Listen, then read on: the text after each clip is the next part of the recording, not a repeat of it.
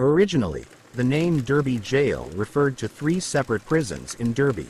Today, only Friar Gate Gaol still remains, and it has been transformed into a small but interesting tourist attraction. The basement of the building still holds some of the original cells, and both the cells and the garden are extremely haunted. Before Derby Jail was built, Derbyshire itself had no prison. The criminals were sent to Nottingham Castle, a place feared for its harsh conditions. People referred to Nottingham Castle as hell on earth. In 1652, the first of the Derby prisons was built. This prison was named Cornmarket Jail. Cornmarket Jail no longer exists today. This was the site of the imprisonment of George Fox. The charge against him was blasphemy. He was the founder of the Religious Society of Friends, also known as the Quakers. This is what Judge Bennett named him and his followers. Friar Gate Jail, or Old Derby Jail, was built in 1756, and it still exists today, though the building has been divided into several pieces. After it was closed in 1846, it was converted to the Howard Hotel and later other commercial businesses. But luckily, some of the original cells in the basement have remained intact. The doors, for instance, are original and they have historical graffiti on them. Derby Jail was much larger than it is today, but the part that is still there is definitely worth the visit. In 1843, Vernon Street Prison, or the New County Jail, was constructed. The frontage of this prison can still be seen today, but the building has been redeveloped for modern commercial use.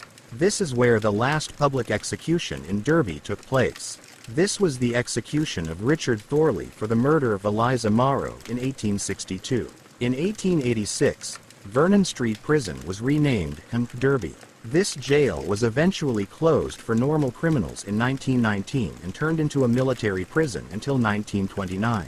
Vernon Street Prison was the last of the Derby prisons, and after it was closed in 1919, criminals were once again sent off to Nottingham Castle, where they would be imprisoned in the notorious Victorian Sea Wing, nicknamed Beirut by the residents. Derby Jail was a jail and not a prison. There is a difference between these two.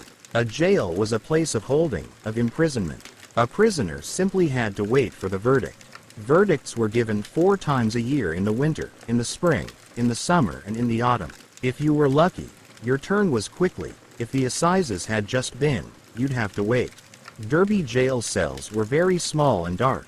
They're below street level, so no windows, and up to 6 people had to stay crammed in one cell. Men, women, children, and elderly people. Many succumbed of illness, suicide, and murder. Some were murdered because the jacket they owned was better than the one his or her cellmate owned. And many were hanged, thanks to the Bloody Code. An act with the charming name the Bloody Code was established in the 17th century. This act said that anyone, regardless of how minor the offense, could be executed. Most executions were performed by hanging. In the whole of Britain, 220 people were hanged for their crimes because of the Bloody Code. 56 of them were hanged at Derby Jail. Between 1735 and 1825, Nuns' Green was used for executions. Any tree here could serve as a gallows. Nuns' Green was the early name of Friar Gate, and the gallows were in the backyard of the building. It is said that this yard is also haunted by the people who were hanged there. Today, a replica of the gallows stands here. The person who was facing his hanging would spend his last night in the condemned room. People rather killed themselves than be hanged in public. This room was once the scene of double suicide by 2 brothers who would have been hanged the next day. Their bodies were found hanging in the condemned room near the door, facing each other. Graffiti on the door of the condemned room shows images of hanging people drawn by those who faced the same in the morning. Back in the days, prisons were privately owned. The people who worked at them didn't get paid by the government. They were paid by the prisoners. A prisoner even had to pay cuff money if they were released. That was the prize for getting their cuffs off. The murder room is where the former police museum used to be located. The murder room is also where dead prisoners were dissected. A surgeon used to live on number 44, and he was allowed to do whatever he wanted with the hanged prisoners. This, of course, was against all facets of religion. A soul could only pass on to the afterlife while remaining in one piece. By being dissected, this privilege was taken away from the deceased. Perhaps this is why Derby Jail is so haunted today. The most famous executions at Derby Jail were the executions of the Pentrick Martyrs. This was a group of men who had attempted a badly planned revolution against the Tory government. In October 1817, 35 men were tried for high treason. 3 of these men, including leader Jeremiah Brander, were sentenced to being hanged, drawn and quartered, a death sentence that hadn't been applied for over a century. Even the Prince Regent thought this was kind of cruel, and he changed the sentence to being hanged and beheaded afterwards. This gruesome act was performed at the jail on November 7, 1817, with many people present. The beheading happened 30 minutes after their hanging. The 32 other men were sentenced to prison, ranging from 6 months up to life. Some were transported outside of England, to penal settlements in Australia. An example of a penal settlement in Tasmania, Australia, is Port Arthur, also extremely haunted. There is evidence that the prisoners even back then were afraid of the spirits that haunted Derby Jail. All the original doors are marked with so-called witch marks. These marks look like a big W, but are actually 2 V's closely together. These marks stand for the Virgin Mary and are a symbol of fending off evil spirits. And the prisoners had every reason to fear the spirits of the jail, because they were with many.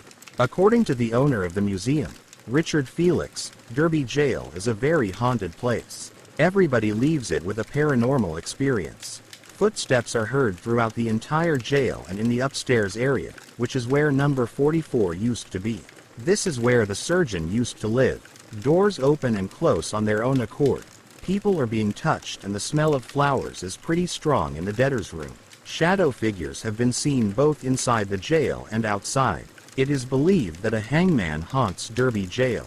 One visitor once saw the ghostly figures of 2 men hanging from a beam in the condemned room. It is believed that he saw the ghostly images of the Jones brothers who had committed suicide in their cell. Sir Richard once saw a gray misty shaped form in the ticket office. The shape transformed into a human shape before disappearing. The ticket office used to be the corridor leading to the garden where the hangings took place. The prisoners would have made their final walk through this corridor.